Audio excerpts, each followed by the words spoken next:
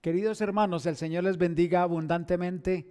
Estamos muy felices una vez más por poder transmitir la palabra de Dios y traer el mensaje de consuelo al mundo. Y traer el mensaje de la palabra de Dios para que usted y yo nos edifiquemos en su palabra. Pues hoy vamos a ver un tema que es bastante controversial y se trata del don de lenguas. El don de lenguas, ¿para qué Dios lo estableció en aquellos días?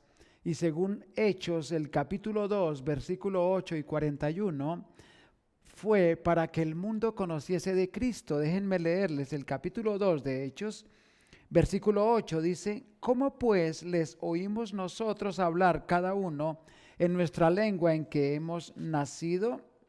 Y el 41 dice: así que los que recibieron su palabra fueron bautizados y se añadieron aquel día como 3,000 personas. ¿Por qué se añadieron aquel día tantas personas al evangelio? Porque sencillamente comprendieron el mensaje de Dios a través de los apóstoles, quienes hablaron en la lengua de origen de cada uno de los que estaban allí. Pues hoy vamos a ver un bosquejo que tiene que ver con 8 preguntas. La primera pregunta es: ¿qué es el don de lenguas? La segunda: ¿cuándo fue la primera vez que sucedió? Luego, ¿para qué fue realizado? ¿Cuáles iglesias del Nuevo Testamento poseían este don? La quinta: ¿por qué Pablo escribe a los Corintios sobre las lenguas? 6. ¿Para qué este don en la iglesia? 7. Normas para hablar en lenguas. Y la última pregunta que hemos de responder al final cada uno es si este don existe hoy en día o no. Pero vamos a pedirle a Dios que nos bendiga, que nos ayude para aprender sencillamente, en forma clara, en forma sencilla, lo que dice Dios en cuanto a este don que hoy ha generado tanta confusión. Vamos a orar. Señor, te damos gracias por tu palabra y pedimos la bendigas en el corazón de cada uno. Gracias, Señor, en nombre de Jesucristo, bendícenos con tu Espíritu Santo para entender tus escrituras, por favor. Amén.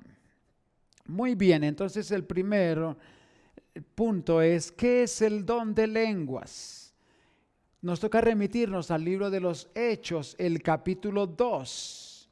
Nos dice así desde el versículo 1: cuando llegó el día de Pentecostés. ¿Cuál es el día de Pentecostés? Sino el día 50 después de la Pascua.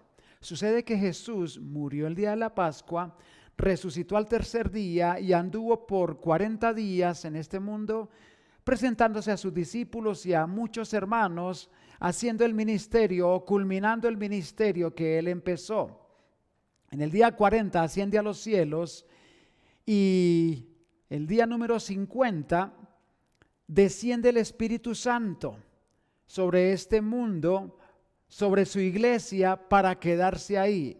Mire, cuando llegó el día de Pentecostés estaban todos unánimes juntos y de repente vino del cielo un estruendo como de un viento recio que soplaba, el cual llenó toda la casa donde estaban sentados. Y se les aparecieron lenguas repartidas como de fuego, asentándose sobre cada uno de ellos. Y fueron todos llenos del Espíritu Santo y comenzaron a hablar en otras lenguas según el Espíritu les daba que hablasen. Moraban entonces en Jerusalén judíos varones piadosos de todas las naciones bajo el cielo. Muy bien, entonces aquí está celebrándose el día de Pentecostés, una fiesta judía, y ese día precisamente mientras estaban los hermanos unánimes, unos 120 hermanos, estaban juntos reunidos, descendió el Espíritu Santo sobre ellos y se hizo un gran estruendo, un gran estruendo. Recordemos que el ministerio del Espíritu en el Antiguo Testamento era descender, poseer una persona, por ejemplo, como Sansón, la llenaba de fuerza para ciertos resultados cuando él necesitaba fuerza, y se iba, venía y se iba. Pero en el Nuevo Testamento su ministerio cambia, o la forma de hacer su trabajo cambia, Y es que dice el libro de Juan, el capítulo 14, que el Espíritu Santo descendió para estar con los creyentes y estar en los creyentes. Así dijo Jesús: cuando yo me vaya, vendrá a vosotros el Consolador y estará con vosotros y estará en vosotros para nunca salir. El Espíritu Santo no es que lleguen al corazón de nosotros, a los creyentes, y se vaya. No es así, porque Él viene para quedarse para siempre. Usted no tiene que estar cada día pidiendo al Espíritu Santo que descienda sobre usted, porque si ya es creyente, la Biblia dice que el Espíritu Santo mora con el creyente. La habitación o el templo del Espíritu Santo, conforme dice también 1 Corintios 6, es el Espíritu Santo de Dios. Gracias al Señor que su Espíritu no se va de nosotros. Pero aquí en Hechos el capítulo 2 es cuando el Espíritu Santo desciende para quedarse en la iglesia, para quedarse en cada creyente. Muy bien. Y ahora, ¿qué sucedió ese día? Pues se asentó sobre los apóstoles, sobre los discípulos, y comenzaron ellos a hablar en lenguas. Y había una gran multitud. ¿Qué es hablar en lenguas? Sino hablar en idiomas desconocidos, pero totalmente comprensibles. Mire, ahí está en el mapa, en rojo, las naciones que estaban participando en esa fiesta de Pentecostés, o hermanos judíos que habían venido desde todos esos lugares para ir a esa gran fiesta. Y nos dice el versículo 6, y hecho este estruendo se juntó la multitud y estaban confusos porque cada uno les oía hablar en su propia lengua. Miren, sinceramente, lo que vemos hoy en día de hablar en lenguas no tiene nada que ver con lo que pasó en Hechos del capítulo 2, porque los apóstoles comenzaron a hablar, pero cada uno les oía hablar en su propia lengua de origen, de nacimiento. Dice el versículo 7, y estaban atónitos y maravillados diciendo: mirad, ¿no son galileos todos estos que hablan? ¿Cómo pues les oímos nosotros hablar cada uno en nuestra lengua en que hemos nacido? Partos. Vayan ubicándose en el mapa. Miren dónde está Jerusalén, dónde está Judea.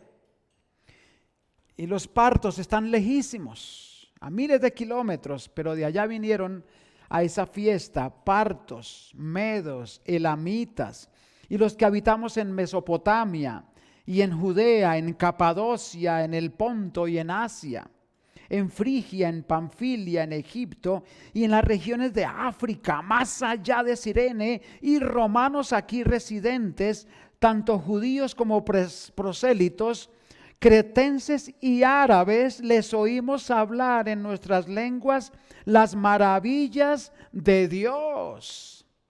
Entonces había más de 15 lenguajes, idiomas, y cada uno escuchaba en su propia lengua de nacimiento. Por ejemplo, si lo traemos a nuestros días, es como si alguien predicase y cada uno le oye en su propia lengua. Digamos que llega a la congregación o llegan a la congregación alemanes, chinos, japoneses, judíos, norteamericanos, ingleses, españoles, egipcios, brasileros, etcétera, etcétera, rusos, ucranianos, y cada uno oye el mensaje de Dios en su lengua de nacimiento. Eso sí es un don. Eso fue lo que sucedió ese día, eso es lo que dice la palabra de Dios. Si está claro, mis hermanos, empezar a balbucear cosas incomprensibles no es el don de lenguas, es jeringonza. Pero no tiene nada que ver con lo que sucedió en Hechos el capítulo 2, porque esto fue dado por el Espíritu Santo del Señor. Y entonces nos preguntamos, en segundo lugar, ¿Dónde sucedió? Bueno, ahí, y también para qué fue realizado este don. ¿Para qué Dios dio ese don precisamente ese día del Pentecostés? Hechos el capítulo 2, versículo 9 al 11, ya lo leímos. Esas naciones bajo el cielo, esas naciones que fueron a la fiesta judía, ¿por qué Dios envió ese don ese día? ¿Saben por qué? Estaban predicando los apóstoles, estaba iniciándose como tal la iglesia de Dios, era el nacimiento de la iglesia como tal, y Dios quería que cada uno de los que oyese el mensaje del evangelio lo oyese en su lengua de origen. ¿Y por qué? Porque es la lengua del corazón, por eso se llama nuestra lengua materna. Si usted y yo aprendemos otro idioma, inglés o alemán o francés, pues quizá lleguemos a comprenderlo en un alto porcentaje, pero nunca será igual a nuestra lengua castellana. Nunca podremos entender tanto esas lenguas como comprendemos nuestro propio idioma, nuestra lengua materna, la lengua del corazón. Con esta lengua podemos oír hasta los latidos de nuestro corazón, y entonces el evangelio tenía que ser transmitido en forma clarísima para que estos que oyeren llevasen a sus naciones el evangelio en forma clarísima, porque no podía haber ahí error, porque Dios sabía que al escuchar el evangelio estas personas por primera vez iban a ir a sus lugares de origen, a sus naciones, e iban a compartir la palabra de Dios, y Él quería que ese mensaje fuese transmitido en forma pura. Gracias a Dios por ese don, por ese milagro que sucedió en Hechos el capítulo 2. Y miren el versículo 41 del mismo capítulo de Hechos. Así que los que recibieron su palabra fueron bautizados, y se añadieron aquel día como 3,000 personas. Imagínense 3,000 nuevos creyentes que oyen el evangelio en su lengua de origen, y ahora van a salir hacia sus lugares, hacia sus casas, hacia sus naciones, y van a llevar el precioso mensaje a sus amigos, a sus familias, a sus conocidos, a sus connacionales. Y qué importante fue ese inicio de la iglesia de Dios. Ahora, otra pregunta: ¿cuáles iglesias del Nuevo Testamento poseían este don? Después de los Hechos siguen las cartas paulinas y las cartas generales, y finalmente el libro de Apocalipsis. Y solo una iglesia, y solo una, tenía el don de lenguas. Y esa fue la iglesia de Corinto. Vamos al libro de Primera de Corintios, por favor. No es maravilla, la verdad, porque vamos a hacer un sobrevuelo sobre esta iglesia. Vamos a hacer un viaje panorámico de la primera carta a los Corintios, para que entendamos un poco mejor a qué se refiere el apóstol Pablo cuando llega al libro de los Corintios, el capítulo 14. Pero vamos desde el capítulo 1, versículo 11 de Primera de Corintios, y dice así: porque he sido informado acerca de vosotros, hermanos míos, le dice Pablo a los Corintios, por lo de Cloé, que hay entre vosotros contiendas. Esta es una iglesia que le gusta la pelea, las contiendas. Capítulo 3, versículo 1 y 2. De manera que yo, hermanos, estamos haciendo un sobrevuelo sobre la carta, no pude hablaros como a espirituales, sino como a carnales, como a niños en Cristo. Os di a beber leche y no vianda, porque aún no erais capaces, ni sois capaces todavía. Entonces esta iglesia era, conforme dice pues Pablo a ellos mismos, una iglesia carnal, una iglesia niña en Cristo, una iglesia que le tocaba beber leche espiritual y todavía no vianda porque eran una iglesia carnal, una iglesia que le gustaba el pecado, que le gustaban las contiendas. Capítulo 4, versículo 7. También eran orgullosos, versículos 7 y 8, porque ¿quién te distingue? ¿O qué tienes que no hayas recibido?, le dice Pablo a los corintios. Y si lo recibiste, ¿por qué te glorías como si no lo hubieras recibido? Ya estáis saciados, ya estáis ricos, sin nosotros reináis. Y ojalá reinaseis para que nosotros reinásemos también juntamente con vosotros. Pablo está hablando aquí a los corintios, diciéndoles: ustedes son una iglesia bastante orgullosa, bastante prepotente, una iglesia arrogante, olvidándose que lo que tienen es por la gracia de Dios. Lo que tenemos, mis hermanos, es porque Dios nos lo dio por su amor y misericordia, no porque lo merezcamos en ninguna forma. ¿Qué tienes que no hayas recibido? Tus ojos son recibidos. Tu cuerpo es recibido, tus padres, tu familia es recibida de Dios. Tu dinero, Dios te da las fuerzas para conseguirlo, para trabajar. Todo lo que tenemos, la casa o nuestra nación, todo ha sido recibido, es por la gracia de Él.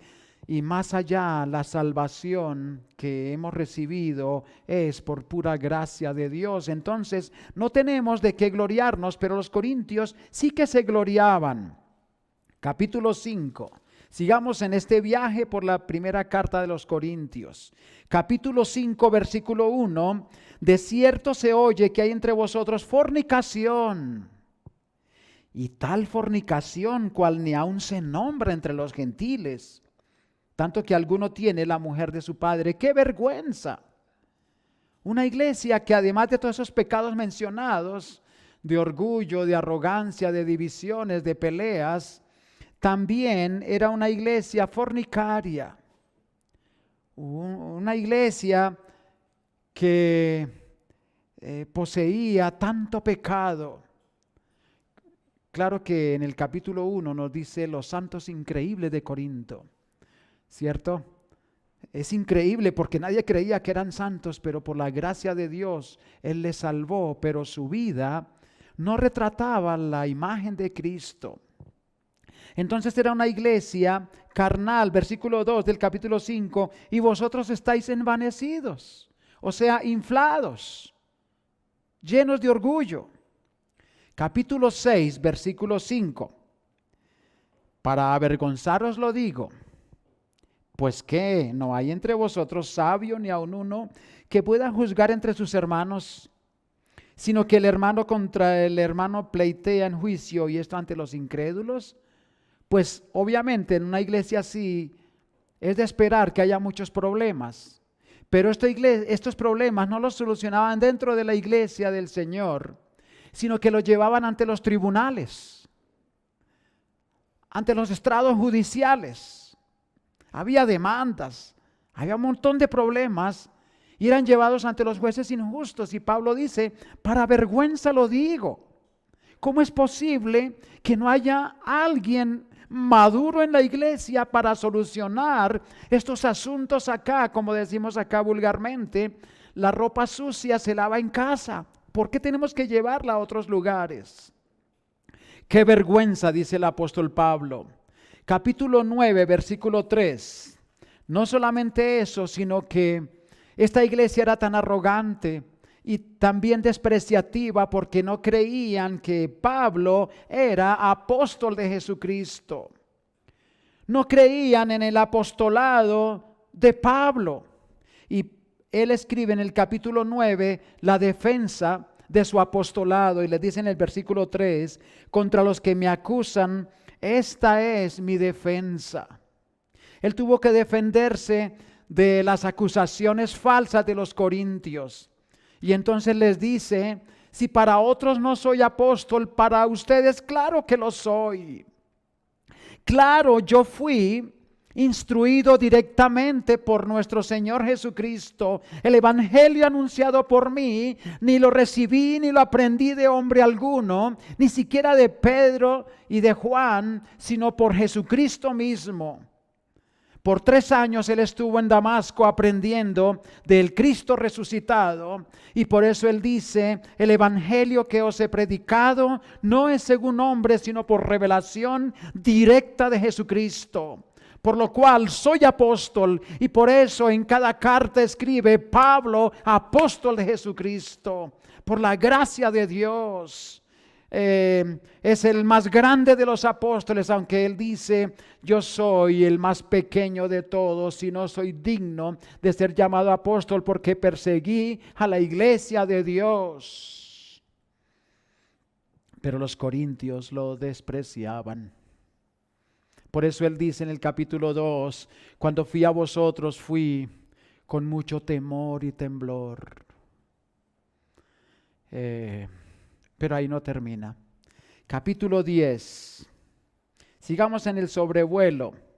Parece que estuviésemos sobrevolando una ciudad destruida, una ciudad entregada al pecado, una iglesia llena de vergüenza.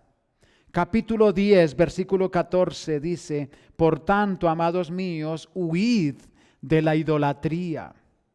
También les gustaba adorar los ídolos. Capítulo 11, versículo 17, en cuanto a la cena del Señor, dice: pero al anunciaros esto que sigue, no os alabo, porque no os congregáis para lo mejor, sino para lo peor. Porque cuando llegaba la cena del Señor, entonces hambrientos iban y cogían lo mejor y no le dejaban a muchos. Cada uno quería escoger lo mejor. La cena del Señor no es como la celebramos hoy en día, porque había muchas comidas deliciosas, pero entonces cada uno quería aprovechar lo mejor de los platos para llenar su vientre, olvidándose de los otros hermanos. Y dice que no os congregáis para lo mejor, sino para lo peor. Aún en eso, ¡qué vergüenza! Capítulo 12, versículo 31. En cuanto a los dones espirituales, entonces ellos también poseían muchos dones, quizá todos los dones, aún el don de lenguas. Y dice el capítulo 12, versículo 31, procurad pues los dones mejores, mas yo os muestro un camino aún más excelente. Una mejor traducción sería: ustedes anhelan celosamente los mejores dones, los más grandes. Pero yo les muestro un camino aún más excelente, y por eso el capítulo 12 habla de los dones, capítulo 14 habla de los dones espirituales y capítulo 13 habla del amor. Y nos dice, terminando el capítulo 12, yo les muestro un camino aún más excelente, y ese camino es el amor. El amor era carente en esta iglesia. Y les dice el Señor por medio del apóstol Pablo: si yo hiciese grandes cosas y no tengo amor, soy vacío totalmente. El amor es contrario a la vida que ustedes llevan, porque el amor es sufrido. El amor no hace nada indebido, no busca lo suyo, no se irrita, no guarda rencor, todo lo sufre, todo lo cree, todo lo espera, todo lo soporta. El amor es inmortal. El amor nunca deja de ser. Pero Corintios, las profecías se acabarán y cesarán las lenguas y la ciencia acabará. Mas cuando venga lo perfecto, entonces lo que es en parte se acabará. Veíamos la semana pasada la explicación de estos versículos, donde el amor es superior, el amor es eterno. Un día todos los dones dejarán de ser, serán inoperantes, pero el amor es inmortal. El amor perdurará por los siglos de los siglos. Aún el amor es más que la fe y la esperanza, porque dice el Señor, ahora permanecen la fe, la esperanza y el amor, estos tres, pero el mayor de ellos es el amor. Entonces dentro de esos dones están las lenguas, y estas también un día dejarán de ser, si es que ya no dejaron de ser, pero el amor nunca deja de ser. Amén. Ahora sí, con ese contexto, con ese cuadro, con ese trasfondo, la verdad triste y deplorable de esta iglesia, Pablo habla del don de lenguas en el capítulo 14. Y veamos para qué es este don. Mire 14:3 y subrayen una palabra que va a estar repetida en cada uno de los versículos que vamos a leer. Yo lo tengo aquí marcado en rojo, esta palabra, y dice, pero el que profetiza habla a los hombres para edificación, exhortación y consolación. La palabra clave es edificación. Versículo 4, el que habla en lengua extraña a sí mismo se edifica, pero el que profetiza edifica a la iglesia. Versículo 5, así que quisiera que todos vosotros hablaseis en lenguas, pero más que profetizaseis, porque mayor es el que profetiza que el que habla en lenguas, a no ser que las interprete para que la iglesia reciba edificación. Versículo 12, así también vosotros, pues que anheláis los dones espirituales, ¿cierto? Vosotros que ansiosamente, celosamente buscáis lo mejor, procurad abundar en ellos para edificación de la iglesia. Versículo 17, porque tú a la verdad bien das gracias, pero el otro no es edificado. Y versículo 26, ¿qué pues, hermanos? Cuando reunís cada uno de vosotros, tiene salmo, tiene doctrina, tiene lengua, tiene revelación, tiene interpretación, hágase todo para edificación. Las lenguas no es para éxtasis, no es para caerse, no es para quedar como ebrio, como borracho, sin saber lo que está haciendo, como sinceramente lo podemos ver en donde se practican estas cosas. No es para eso, sino para edificación, como cada uno de los dones. Hay unas normas y usted y yo tenemos que analizar. Y tenemos un trabajo delante, yo ya lo hice. Es buscar en YouTube iglesias donde se habla en lenguas o cultos donde se habla en lenguas. Y usted tiene que analizar no por sus sentimientos, sino a través de la palabra de Dios, a través de la sabiduría que Dios le dé, y pensando si esas cosas que se ven en este tipo de congregaciones va conforme a la palabra de Dios o no. No es conforme a lo que yo digo no tiene ninguna importancia, no tiene ninguna relevancia, no es para nada para guardar, pero si lo dice la palabra de Dios, hay que prestarle muchísima atención. Entonces vemos primero que el don de lenguas o cualquier don es para edificación. Y miremos unas normas que están acá. Primera de Corintios, el capítulo 14, versículo 9.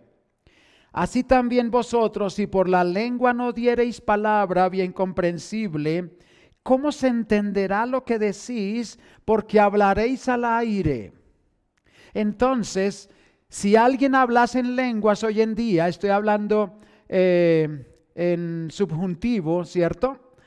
Si alguien hablase lenguas hoy, tiene que hablarse en palabra bien comprensible. Porque si no es bien comprensible, si usted, por ejemplo, comienza a decir cosas incoherentes, a enredar la lengua,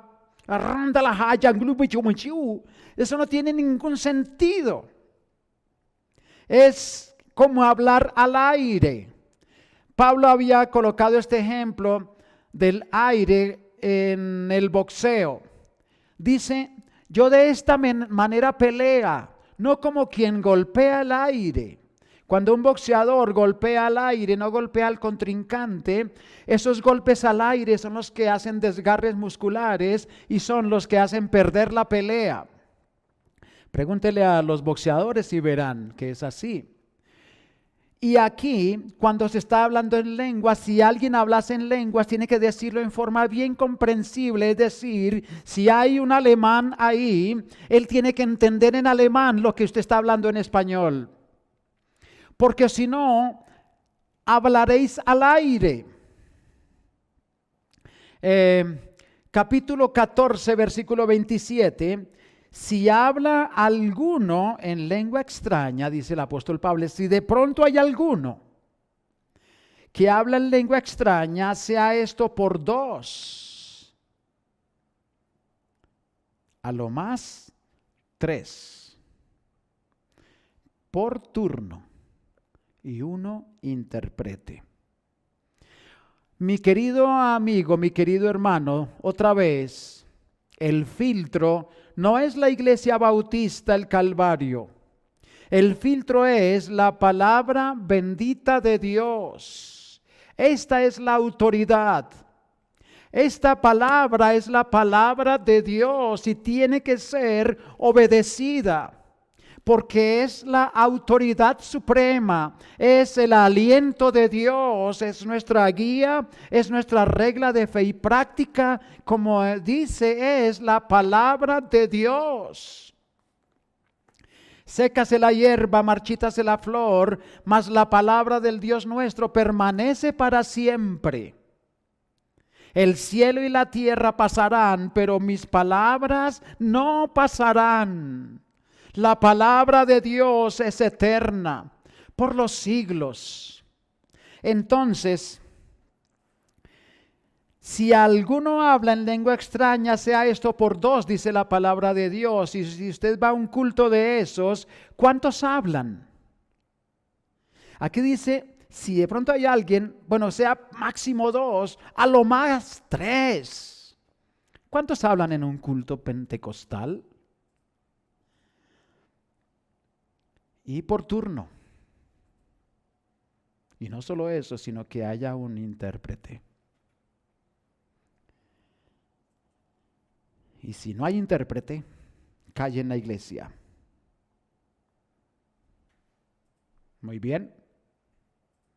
¿Qué dice la palabra de Dios?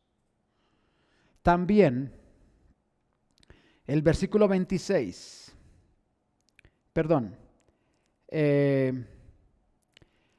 El versículo 34, vuestras mujeres, y aquí está hablando, el contexto total del capítulo 14 es las lenguas. Y dice, vuestras mujeres, con todo respeto, queridas damas, pero estoy leyendo lo que dice la palabra de Dios, vuestras mujeres callen en las congregaciones. ¿Cómo así? ¿Una mujer no puede hablar en la congregación? Pues no se refiere que no puede saludar, que de pronto no puede enseñar a los niños, enseñar a las damas, tener amistades dentro de la iglesia. Claro que hace falta.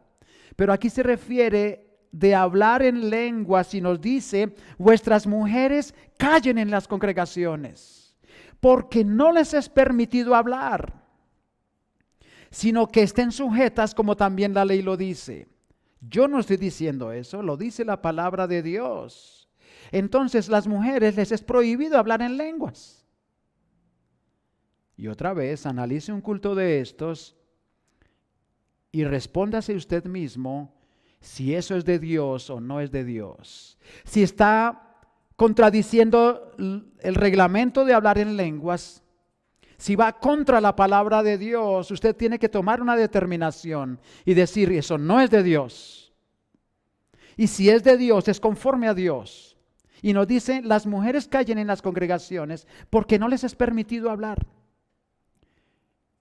sino que estén sujetas, como también la ley lo dice. Y si quieren aprender algo, pregunten en casa a sus maridos, porque es indecoroso que una mujer hable en la congregación. Es vergonzoso, dice. Como le dijo a los corintios mismos en el capítulo 6, qué vergüenza que lleven los problemas de la iglesia ante los tribunales ateos. Como lo dijo en la cena del Señor, para vergüenza vuestra lo digo. Ahora dice, es vergonzoso, es indecoroso que una mujer hable en la congregación, y se refiere a las lenguas. Entonces, si usted observa que hay mujeres hablando en lenguas, usted también tiene que decidir qué es bíblico y qué no es. Lo bíblico es que las mujeres no. Y es la única porción que hay, aparte del capítulo 2 de los Hechos, es la única porción que habla del don de lenguas. Versículo 40. Pero hágase todo decentemente y con orden. Con orden. Hay veces paso por ciertos lugares, no voy a decir nombres de iglesias porque no es mi propósito en absoluto,